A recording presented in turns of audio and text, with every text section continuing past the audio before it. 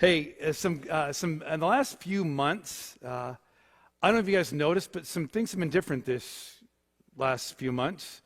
It's created some questions and issues, and I've had times to talk with you at in-person services, texts, emails that you've sent to me. And so I thought, rather than keep just sending things out there, I thought, people are kind of asking the same questions. What if we just took a few minutes here and answered some of the big questions and address a few of the issues that are out there right now. Really what this is why we do what we do, the way we do it, just to help you understand that. One of the things, how we're doing is like the whole thing with masks and distancing and not meeting inside, doing in-person services inside.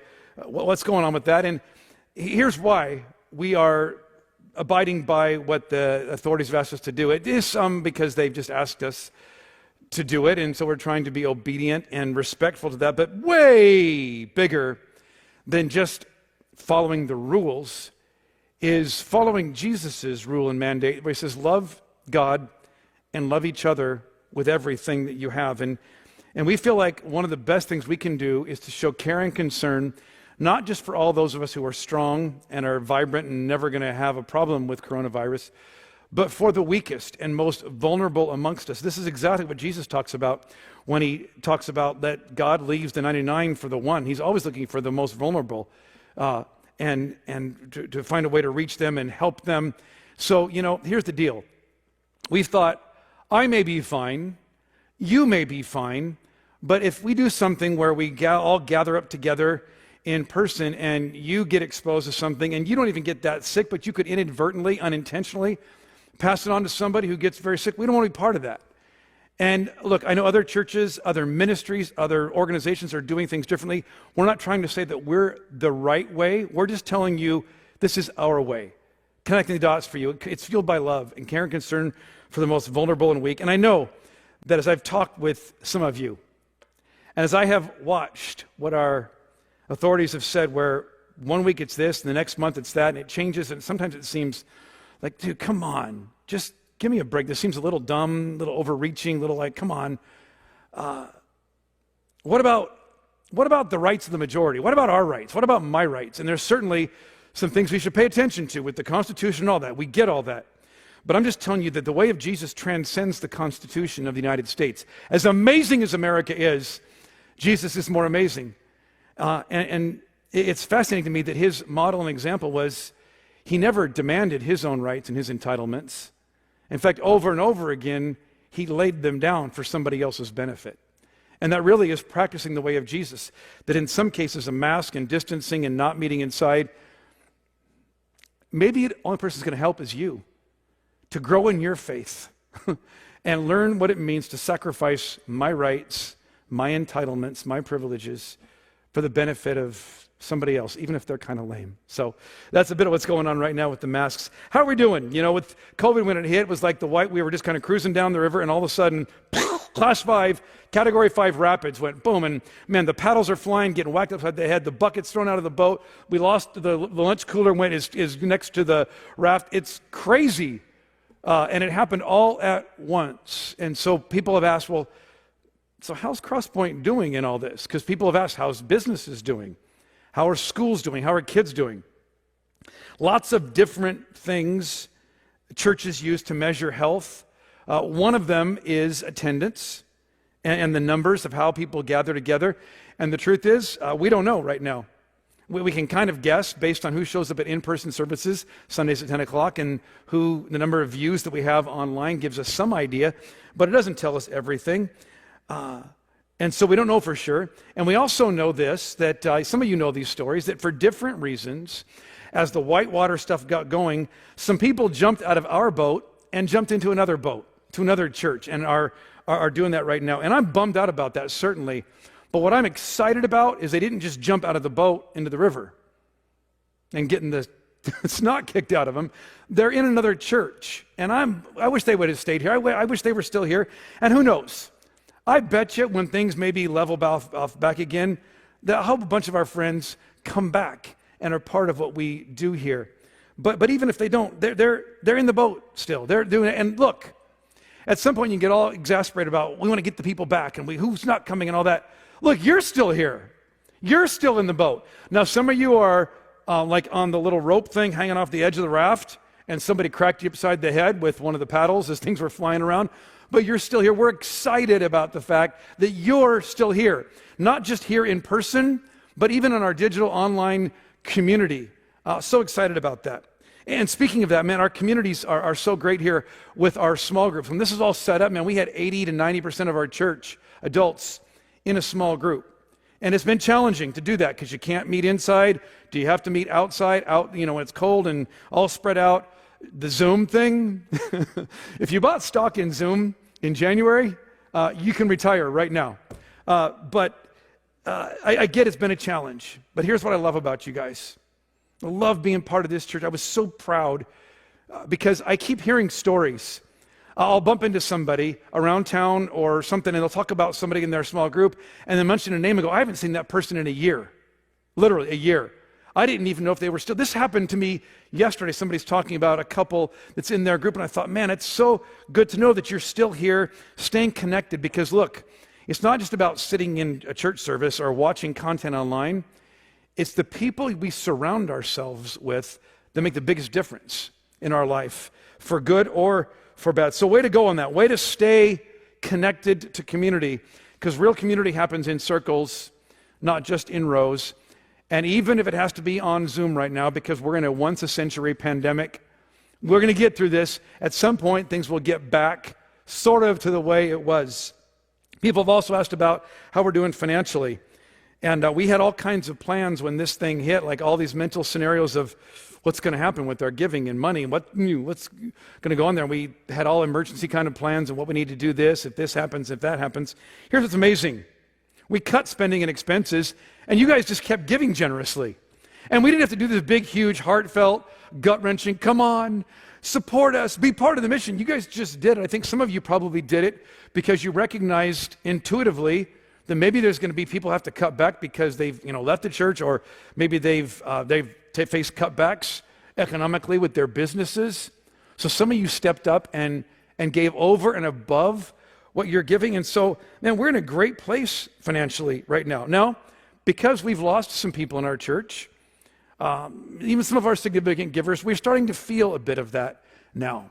And I'm telling you that just to be honest with you about that. We're not at crisis level of having to make massive cutbacks or changes. We've already done a bit of that, a lot of that. Here's what I think. Some of you, a lot of you are giving sacrificially, giving generously. Some of you have been giving minimally or not at all. Maybe it's time to step up. Maybe it's time to start just doing something. Maybe, God, this is the time you're going to discover financial freedom and discover the joy of generosity in the midst of a pandemic, where God used this as a spark to help you. If you kept your job and in your business and all that, jump in there and do that. Move towards not just giving minimally, but giving like tithing, moving towards that 10% thing. If you have questions about that, you can talk to me about that. Text me, email me. We'd love to talk to you about that. So what's the plan? That's kind of how we're doing right now. You may have questions about some of that I just said. I didn't fill all the gaps in. Email me, steve@gotocrosspoint.com, steve@gotocrosspoint.com. I'll answer your emails personally and try to answer any questions about that. But moving ahead, moving forward, what's next? One of the big questions that comes up all the time is, when are we going to get back to doing real church? And my response is, this is real church. We may not be meeting at the church, but we are meeting still as a church, outside, out there. And I know it's a little challenging to do things online, but gosh, with technology, we can kind of keep doing that for a while. And man, in Southern California, do you know how crazy it is when you tell people, when I get on community groups and blogs and stuff like that and talk to guys on message boards about the fact, hey, you know what, just go meet outside. They look at me like I'm crazy. It's January in America. It's freezing cold, blizzard conditions, all kinds of stuff, and we can still meet outside with shade canopies overhead and heaters that we have out there. So we're pretty excited about that. Our online community is going to continue to meet. And what we've done, we've recognized here, is it's a brilliant thought that somebody else said, but I'm taking credit for it now. I've said it often enough now, that everybody who's not yet part of our church that we're trying to reach is online. Everybody.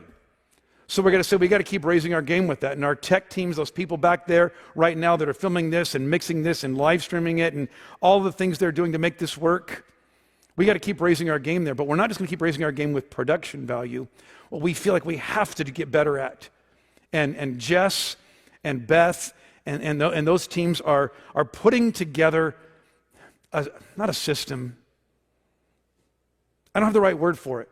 But what we have to figure out ways to connect with people online better. Not just have them absorb content and music from us, but feel like they're part of a community out there where people are checking in with them, caring about them, that they're growing in their faith, they're part of groups, all that and more. So we're going to keep doing that. One of the questions that's come up too, not just when are we doing real church again and how's the online thing going, all that, but staffing. Over this last, it's been 10 or 11 months now, we've lost some key staff people on our team. Obviously, the biggest person we lost, because he just had to, for all kinds of reasons we're not going to go into right now, but just with his life and some challenges, things going on, felt like it was time for him that he needed to move out of his role. Here was Tim James, and we hated that. I was like, it's killing me that Tim had to leave. We understand that. We support it. We're praying for him, encouraging him. Tim and I have been chatting. He's going to come back here in a bit. He's in a new job that he had to learn in the midst of COVID. We're going to get him back up here to speak here, hoping in the next few weeks. But every time that we would have somebody that would move out of their position from our church into another one, like when Brian did that, we had people in place, and people stepped up and stepped into situations, and that kind of happened. We've never been here before, where there was not a, like, boom, instantly next person just, boom, steps in there. What happened here, as people have stepped out, as Tim stepped out, is that, man, people stepped up. Beth, with small groups, just said, give me the baton, I'll take it and go. And had to do it right in the middle of COVID and small group, everything, just took it and ran with it.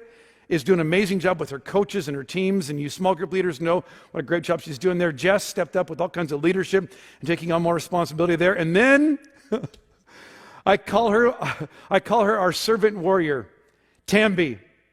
Tamby got there and thought, you know what, that whole here, there, everywhere thing, the mission stuff that Tim was doing, she said, I can't do it all, but I can do something.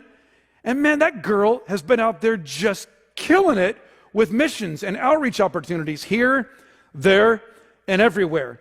And I think it's been interesting because in the midst of times when there's a crisis like this, what tends to happen is we tend to get real analytical and critical, and we start going, what's up with that? What's up with that? What's up with that? You know what we need to start doing too? Not to say what's up with that, but with the people that are stepping up for us here at Crosspoint, parents with your kids, teachers and principals, people where you have jobs and the boss is trying to figure things out. It's so easy to go, what's up with that? What's up with that? What leaders need to hear right now is not just what's up with that. They need to hear way to go. They need to have somebody go, hey, if you're going to tell me what's up with that, recognize how difficult this is, recognize the challenge of this, and give people some encouragement right now. That'd be so great right now.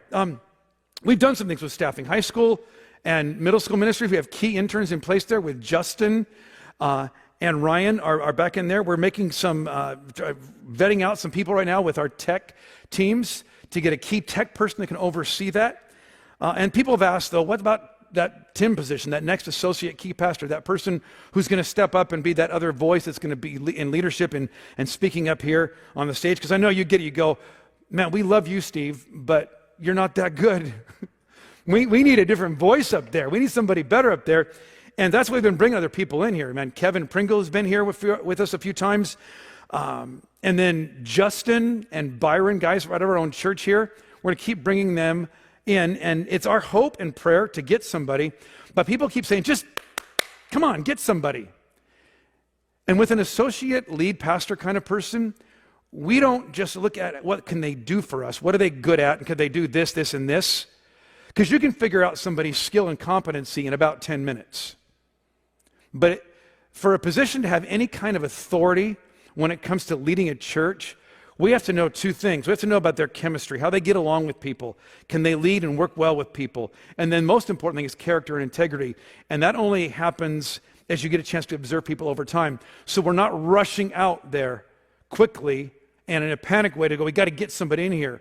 Well, we're vetting some people. We're looking at some people right now.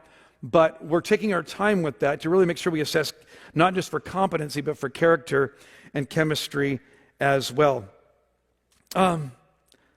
Other things we could be taking about right now. I want us to keep staying great at what we're great at. We've been talking about this too, that lots of churches do lots of things that they're great at. And we have some things we feel like we're pretty good at. What we're great at here at Crosspoint is transformational relationships. It's the idea of connection and community, where it says it's okay not to be okay, but Jesus loves us too much to let us stay that way. And we want to be in circles of friendships that are not just people getting together and hanging out, but people that are encouraging each other, loving each other, once in a while giving us a in the side or maybe a kick in the rear end to go, hey, we care about you, we love you, let's work on that. We want to see relationships transform. And here's what I want to see happen. As we move further into 2021, my hope and prayer, I have no prophecy on this today, but I hope and pray that we get to a place this year where it feels like,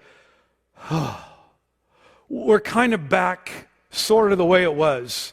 It's not like that anymore. That I hope we get all the way back to that. But here's what I want. I want us to come back stronger when we get back to where everything is. To come back stronger with our families, with my wife, with my husband, with my kids. That I take some time to develop that relationship with them, the time with schooling with them, praying with them, encouraging them, with your small groups, the relationships you form there with your small group team right now. Beth has been talking to me about this last couple of weeks. I'm going to start doing some things in your small groups to help us come back stronger as small groups and growing stronger in our relationships with each other, and some of the things we need to do to catalyze, to be sparks and catalysts for spiritual growth. Because here's what I want. No matter what, that we come back stronger. We can look at our lives, I don't know, April, May, June of this year. I hope it's that soon. And we could say, man, as a community of people here at Crosspoint Church, the fruit of the Spirit, both the quantity and the quality of love, joy, peace, patience, gentleness, kindness, and self-control, that those things would have increased, quantity and quality, not decreased. Let's come back stronger. Now, you may have more questions about things that I didn't address here. Steve at gotocrosspoint.com. You can also put those on the connection card that Beth and Jess had you fill out.